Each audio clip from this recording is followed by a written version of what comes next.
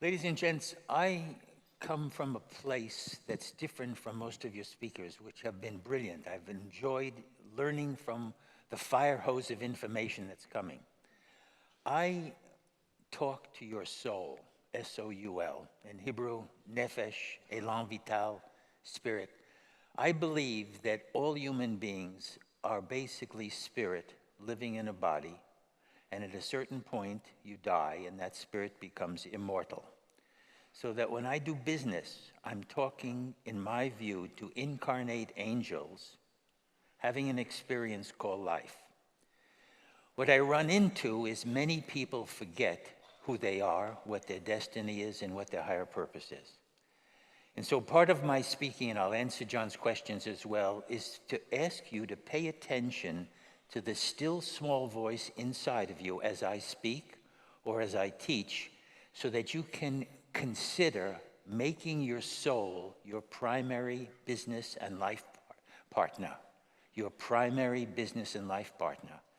What happens to many people is they grow up in small poppy families where their parents and their schools and their teachers are all people who don't make a living. And it's very nice. But the fact remains is that you have stepped through the looking glass to become entrepreneurs in real estate, which I see as the royalty of entrepreneurial activity. It's really a high status job. And some people are carrying their habits, their beliefs, and everything with them from when they were poor. And so first I'm going to tell you a story. And I'm asking you in this short time we have to consider a transformation to actually befriending your soul so that every morning, every afternoon, every evening, you sit and talk with your soul like you do with your texts and with your emails and with your scripts and find out what you as a soul partnership are about. Many years ago in Jerusalem, roughly 2,800 years ago, there was an entrepreneurial type of guy who had heard that there was a country across the sea. This is 2,800 years ago. A country across the sea that was full of diamonds and gold. He had heard from the rumors that come through the Mediterranean and across the Atlantic that in this country there are diamonds piled on the street and gold bars piled on the street. And he, who lived in the outskirts of Jerusalem, decided he was going to take the journey to the land of gold and diamonds. And you have to realize it was a sailing trip, and it took a half a year to get there.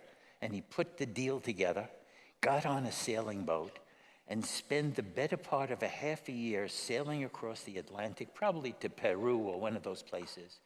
And when he gets out at the end of this long, arduous trip, truly, the streets are piled high with gold bars and diamonds and everything of immense value.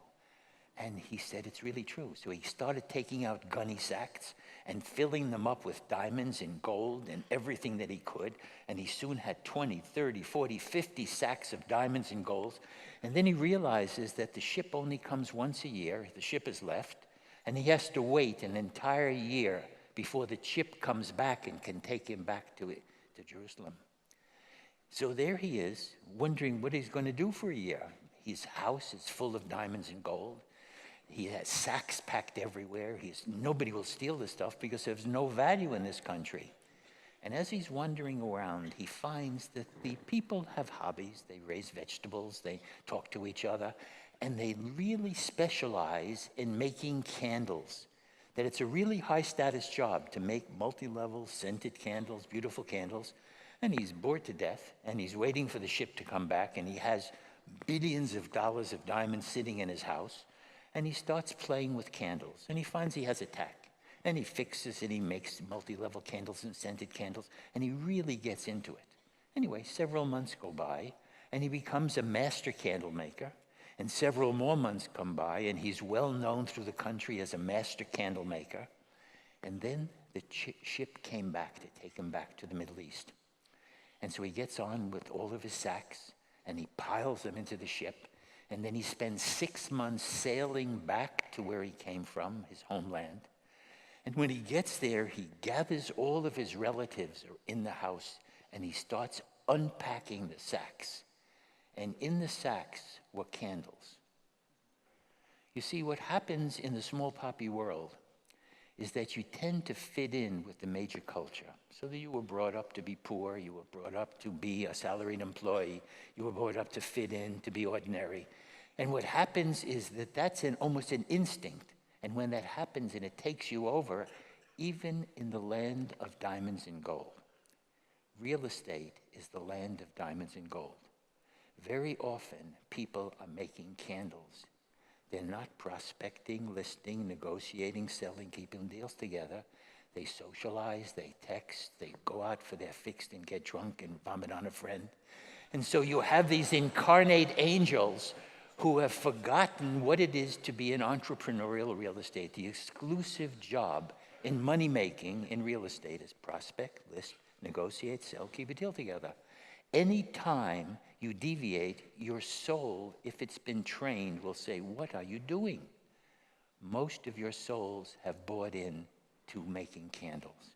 So part of my talking to you is saying, I would like you to consider educating your soul so that any time you're in the office place, I call it Channel 37, where the purpose of being in business is to make money. That doesn't mean you don't have families and you don't travel and you don't enjoy toys and have a wonderful life.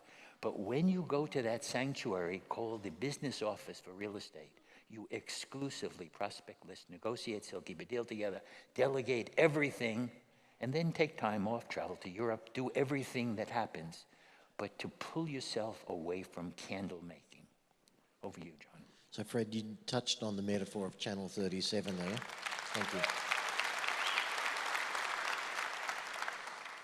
You touched on the metaphor of Channel 37, which when you taught me, it was, on the cable network, it was the business channel. A lot of people I speak to, this is one of their greatest challenges. They say, John, I get distracted. In fact, I distract myself. How can you help people that, distract themselves with a whole range of things, move to that place? Because I agree with you, that's where all the good stuff happens. And I know your masterclasses, they teach this at a far deeper level, but just at a high level, how do you teach people to get more focused and stop getting distracted? Okay, good question. So it's a classic mooring line, as we call them. Be aware that to change a habit requires repetition. What happens with most people is they'll do something once or twice and then not do it again. So if people, for instance, we have the tools, I can give you free tools, it's very simple. If people make a decision, a commitment, not to be distracted ever, how do you do that? You write out in advance what's called an ideal day, every hour, and then you sign every hour that you did what you committed to. And if someone tries to intervene, you throw them out of your office. You throw a fit. They're coming to steal your soul and steal your money because they want to talk about their date or what they got drunk on. So I would like you, one, that as soon as you make the decision, and then there are administrative things. You can have a secretary that blocks them. You can turn off your emails and your telephone when you're doing your prospecting, and then you can turn them on. You can train your staff that they don't talk with you except at meetings.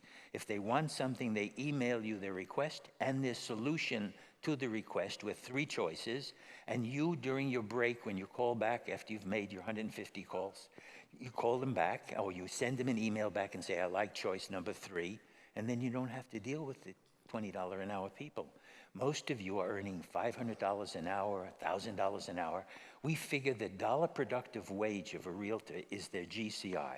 So if you make $500,000, you're worth $500 an hour. To have somebody making $20 an hour coming in and stealing $500 out of your pocket, it should offend your soul.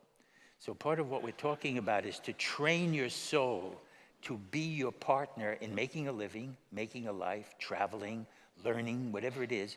But if you watch a good Muslim, or you watch an Orthodox Jew, or you watch a good Christian, 5 times a day they pray to remind themselves who they are. I would like you to have a daily ritual, which includes your written ideal day, reminding yourself every 2 hours who you are. I am an entrepreneurial, high-level real estate pro, and all I do is prospect, list, negotiate, sell, keep a deal together, and I send everything else away. And then I invest the proceeds and I build up a portfolio. Okay, so the decision is simple. It's not rocket science, and the discipline is simple, but most people seem to think that Channel 37 is what you do. You're a janitor, you make coffee, you socialize, you write texts to each other. All of that should be offensive to any real estate professional. The hard part is at the end of the week, you go home and say, boy, did I work hard. And you lie to the people you love. You didn't do anything. You acted out your personal pathology in Channel 37. How dare you desecrate your office? Over to you, John. Fred, so you talked about something early on which I've often heard labelled as the imposter syndrome, where vast majority of this room, almost all of us, have come from the wrong side of the tracks or middle working class families. Not many of us are royalty in terms of our heritage. And a lot of people, again, that when I'm coaching agents, I find a lot of them, they kind of feel they're phonies. Even though they're doing very well, they're phonies and they don't deserve what they've got, let alone 2x. How do you start, or how do you respond to that? So also a wonderful question. First of all, how you grew up with small poppy parents who barely made, my father was a teacher and a policeman, and there are all kinds of wonderful people who don't really make a living. They're salaried employees, and they're going to live off you if you do well in real estate. But the fact remains, yeah, they will, or they'll visit. The fact remains, okay, this imposter thing is a habit. It's a mind habit. A habit is anything that you create through repetition. So if you want to play sport, you practice golf and you get good. You have a mind habit of low self-esteem, of being poor, and we can change that. How do you change that? One, you write in a written ideal day that includes 150 to 200 connects a week. You start making your calls, learn scripts, dialogues, ignore your childhood, and make a lot of money, and buy a lot of property, and buy a lot of diamonds, and buy a lot of gold, yeah? And sort of create a new habit. And now in the early stages, when people make money, they buy gold toilet seats, they buy cars with, jewelry in the wheel hubs, which is poor people spending money. Later on, they do service, they give money to charities and so forth. But part of the coming from poverty to wealth is getting the feel of how it works and realize and surround yourself with people on the journey. Here, you have a whole room of people on the journey. Hang out with people who have a chance of making a living, and then insist that they make a living, and see them as traitors when they go to the office and steal your time. I feel very strongly about it. Fred, probably the concept that you shared with me, and you've mentioned it but not gone into it in detail yet, that made the biggest difference in my life was mooring lines. Could you explain where the origin of that metaphor was, what it is in terms of in our lives, and how, again, one moves forward? Or how do you surface the mooring line, work out what are your mooring lines, and then how do you snip them so you can move on without them? It's a major issue. Most of the people I've worked with in the last 40 years, I started in the mid-70s. I think I was the first coach in America, actually, with a PhD in psychology. A mooring line, by definition, is anything that gets between you and a planned goal or outcome. So if you're planning to make telephone calls and you don't, whatever stopped you is called a mooring line. If you, for instance, are planning to do a listing appointment and you don't show up, that's another level of mooring line. All mooring lines are bad habits. Where did you get them? From when you were poor, your old candles making world, okay? And the first level is to realize that it's normal to have mooring lines. All mooring lines are inside of you. They're not outside of you. So I'm sitting in Chicago, and there's 4 inches of snow. I've flown in from New Zealand. People have come from Florida, from Texas, from California. I have a room full of people. The only people who didn't show were the people from Chicago. Why didn't they come? Because there was 4 inches of snow. So I called some of them up and said, if your wife was having a baby, would you take her to the hospital? 4 inches of snow. He said, sure. How would we do it? We'd get a taxi. We'd just do that. I said, get your ass down here. Basically, let's do the seminar. A mooring line is excuses, and it's a habit pattern that can be changed. When you realize that all mooring lines, including the hesitation with snow, are inside of you, that's a major statement. So that all of the changes I ask of people is in consultation with your soul to go inside and design a new habit that says yes to everything that you want. So that if you are not doing your calls, if you are not investing, I want everyone that works with me within 10 years to live off their investments. That's what this business is all about, buying assets with your excess cash. How do you do that? You prospect, list, negotiate, sell, keep a deal together. If you have a mooring line because you had bad childhood toilet training, or your mother didn't change your nappies, or your father didn't kiss you right, prospect, list, negotiate, sell, keep a deal together, buy assets, and send them presents. I made a living from dysfunctional parents. I wouldn't want them to get better. But you don't have to give in to that stuff. So all of it, a mooring line then is a state of mind that you give into that's sort of like a bump in the road. You can step over the bump. You can move the bump away. You can ignore the bump. I'm asking you to treat all mooring lines as an inconvenience. Last year, I broke my back. How did I do that? It wasn't easy. I had a paralyzed leg from shingles, fell down, broke my back, lost 2 inches of spine. I consider that an inconvenience. I still full-time employed, had my best year financially. It was an inconvenience. When you start looking at mooring lines as an inconvenience, and your art form is to learn how to not allow them to stop you from doing anything. Anything. So if you're afraid of flying or afraid of speaking in public, if you're afraid of being a multimillionaire, try it for a while. And after you've sort of got bored spending all the money, do it again, and then buy more investments, or give it to charities as we do. So mooring lines then are a state of consciousness from your early days when your soul was programmed by McDonald's, by the school teacher who never made a living, by the minister, by the people who are wonderful friends and neighbors, who believe that when you make more than $40,000 a year, you're really taking money from the poor. Rather than if you're not making $1 million a year in real estate, you have 2 broken legs and 2 broken arms. You don't know how to dial the telephone.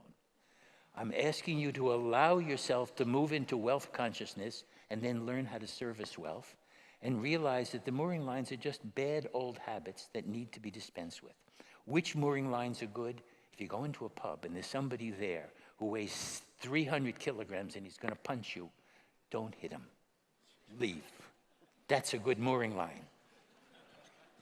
Fred, a lot of people in this industry, I think one of the good/bad things in this industry is you can be okay, do all right, work in a good market, in a good office, and earn a much better than decent living. But the problem is a lot of people that I've noticed, they plateau at that. They're earning $60,000 a year in their current career, they switch to real estate, they learn a few things, and all of a sudden they blink and they're earning $250,000, and they think, my God, world's changed, and which it has. Reality is most of them could earn $2.5 million if they wanted to. I agree. So what is it that has people plateau and you've taught me about abundant versus scarcity. What is it that has people in a world of abundance plateau and kind of freeze and stop at a certain level rather than continuing to fulfill their potential? Okay. One of our speakers this morning, she talked about how to manage situations. Okay. If you were making $250,000 and your kid needed a new kidney, you would afford it. You would then maybe stop, as soon as you got the kidney, you may stop again. Most people don't have a budget or a lifestyle for this big money yet. They're still operating internally on a budget of living under a bridge, and they can live in a sleeping bag. So the first thing I'd like to pull from them is to have them write goals. Some goals, like spending time with your kids, bicycle riding, surfing, don't cost very much.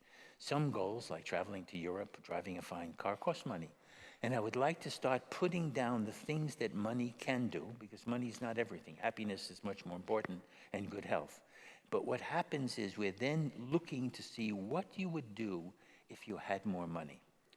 And as I probe with people, everyone has secret desires. So I was sitting with some A&P people, and I was trying to find out why they were plateauing at $300,000 and $400,000. And then I found out that he's from the UK, his mother is in her 80s, her uncle is in their 80s, and then unless he takes his mother to visit UK, they'll all be dead soon. And he started crying in a business ceremony, and in the next 3 months, he made the money to take everybody to the UK to visit. So what happens is people don't have an emotional budget for money, and I'm offering that. I want everyone to be able to earn as much from their assets as they do from their current GCI. And I would like you to do it in the next few years. So that basically, if you want $300,000, $400,000, $500,000 a year, you need roughly 20 times that, in other words, $5 million minimum, so that when you, who in our modern world will live 25 years longer, Up until now, most of you will suicide with your small poppy friends at about 80. I'm suggesting that with modern medicine, all of you have 25 extra years. So you're now going to live to be 105, 110. You can live in good health. And I would like you to see what kind of money you would want to maintain to live that life without sacrificing quality. So what we're dealing with, John, is having people pull from themselves a real future that would extend with good medical care, servants, homes, travel, giving to charity, do whatever you do, servicing the family if you like, and basically work on achieving these goals 1 year at a time. That's what the coaching does. Talk to us about the difference between, because this was another one that made a huge impact on me, the inner market and the outer market. Okay. The inner market is you and your soul. You can say that right now in Melbourne, property values are down 10, 15% with some of my top achievers. That's the outer market. My people will make more money in this low market because the small poppies in the market will stop prospecting. They'll say it's too hard. Okay. So the inner market is you in partnership with your soul having some core beliefs about how to manage outer reality. And I'm suggesting that you have 100% control over your income even in a slow market. Why? Because the slow market is always between your ears. If you need to get more listings, you make more phone calls. You have more events that would keep your customer base intact.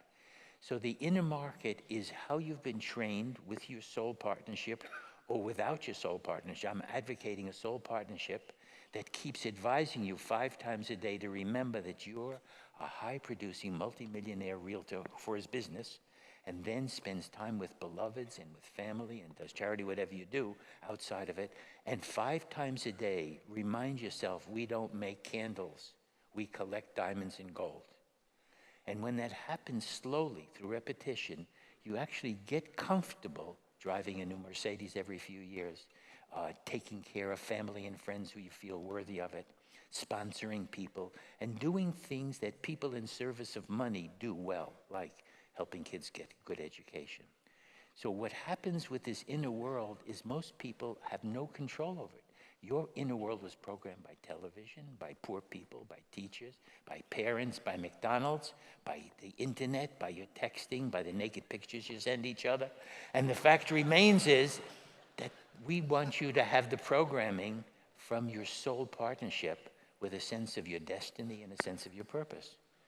For me, I'm a religious person. I believe that that inner voice that you're listening to is really the voice of God. For those of you who don't believe that, it's your unconscious. I have a PhD.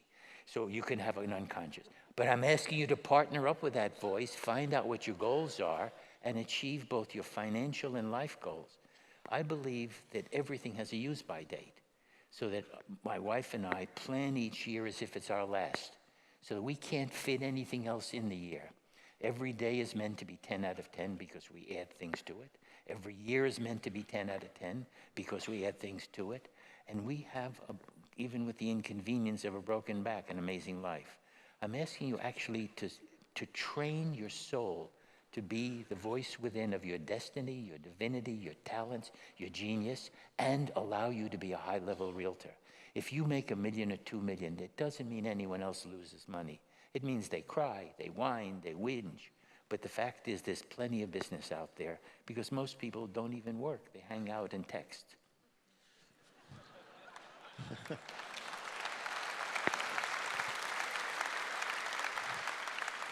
Fred, you have coached and continue to coach some of the highest real estate achievers on the planet.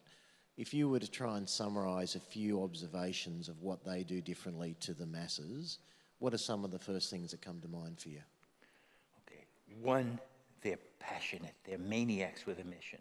The people you have up here are poster boys and girls for this work. They take it seriously. They also enjoy their lives, by and large. They're in pretty good health. They take care of their fitness, and they have a life on purpose. Two, if they're doing the whole package, sometimes people can be brilliant making money. When I started in the US, I used to teach people how to make money. And then they started having dysfunctional marriages, started using cocaine, started doing all kinds of crazy because they had no moral core. Now I work on creating a magnificent life and then putting money on top of it. The good people do both, because otherwise they burn out or get into trouble. It's not malicious trouble, but there's a shadow side to wealth. You get more people conning you, you get more scams. You have to learn how to manage wealth, because for me, it's a service. So these people, like even professional ball players, when they're not so good, nobody bothers them. Then they become celebrities, and people want things. They have groupies. They get into all kinds of habits, like the movie stars. And so that the ones who are at the top of their game, like James Tustevin and some of the people you've been seeing, are just disciplined, they go to work, and they have lots of holidays. So one of the things is, if the people are working really hard, some of them, they don't have much left over, but they go 2 or 3 months a year to Europe. That's wonderful. So you can plan ways of enriching relationship. So the top people have a life on purpose and keep fixing the holes. What are the holes? Some of them don't pay taxes. Some of them can't read a financial statement. And when I get them, those are the holes. And Fred, you talked about relationship, and we mentioned Victoria, your beautiful bride that I've had pleasure of knowing for, again, 20-odd years. Relationships, what are some of the things, because I observe and I'm in awe of the quality of the relationship that you and Victoria share, and it's like a role model benchmark. It's a blessing.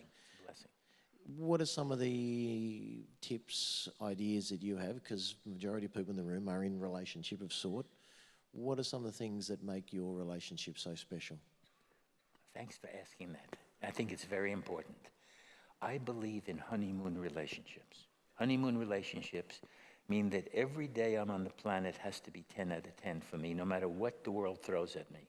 So if I have to pull a cork on a bottle of red, if we go dancing, watch a movie, I also believe that my job is to help my beloved have a 10 out of 10 day. So we talk during the day, and I say on a scale of 1 to 10, how things going? Oh, I had a puncture or something, and then we figure out from a list of 10s, 25s, 50s, and 100s how we can top up the day. So we're in constant communication. It doesn't take a lot of time, but we are there to be the wind under each other's wings. We actually love each other and love being around each other. So we sit down and we plan the year. So this year we go now next week to Bali, and then we go to Cambodia, and then we go to the US the next 3 months. Then we go to Italy, to Lake Como, then we go to Greece. That's fixed agenda. I can afford it. I can work in these places. And we have sort of a nomadic, blessed life. So that I see myself as the most important person with my soul, and Vic number 2. And then I see that on a daily basis we have accountability. I would say a week doesn't go by where I don't ask her, how are we doing as a couple? Are we in the 9, 10 range? If we fell below 9 or 10, then we remediate immediately. Okay, and that's big. Once for one of her major events, I said, how are we doing? We had just left Italy. And she says, I feel it's a 4. I said, how come? She said, I want to stay longer. So we figured that out, okay? But part of it is saying that for me, being in a beloved relationship is like air. And I can only wish it. It's doable. It has to do with 10s, 25s, 50s, and 100s. It has to be a willingness to be a beloved. And if the relationship has died, and many people are in dead relationships, get a new one. Which may be with the same person. It could be. Yes, you can revitalize it. Sometimes you can't. If they've danced off with another partner, it's sometimes awkward. So this was, I purposely went to the last question, not that I had any premeditated path, but for those of you who want to give yourself the best gift of the decade, please book into a Dr. Fred Masterclass, because this is the level of conversation. You've heard the tip of the iceberg, not even today. You've heard a bite-sized chunk of an incredible smorgasbord of information and emotions that Fred brings out in us.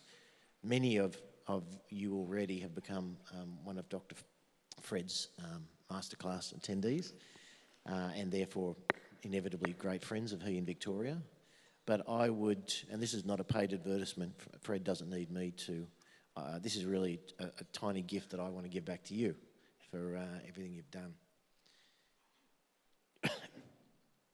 Are you okay? Okay. I want to we're going to wind up, yes? I'm going to tell you a story, another story. I like stories. You realize I'm a rabbi, and I'm being a rabbi here. I speak for the creator of the universe, Jewish version, but you guys can handle it. I'd like you to imagine, each of you, that you're holding a live bird in your hands. I'd like you to hold your hands like this, and I'd like you to imagine that you have a bird. It could be a parakeet, but it's alive, and it's wiggling, yeah? And I'd like you to just look at that bird, and I want you to feel its feathers as it wiggles around. Many years ago, in Jerusalem, there was a great king called King Solomon. And he was known for his wisdom. And he was approached once by an Arab Emirates type chap who's going to challenge his wisdom. And so the great king, remember, you're holding a bird in your hand. The great king comes into the great meeting hall in Jerusalem while the temple still stood and says to Solomon, "O great wise Solomon, is this bird alive or dead?" And Solomon knew he was a jokester. And he knew that if he said it was alive, he would squish it. And if he said it was dead, he would release it. And Solomon said wisely that the future of that bird is in your hands. The bird is your soul. Make friends and let it fly. Thank you. Thank you, Fred. Thank you.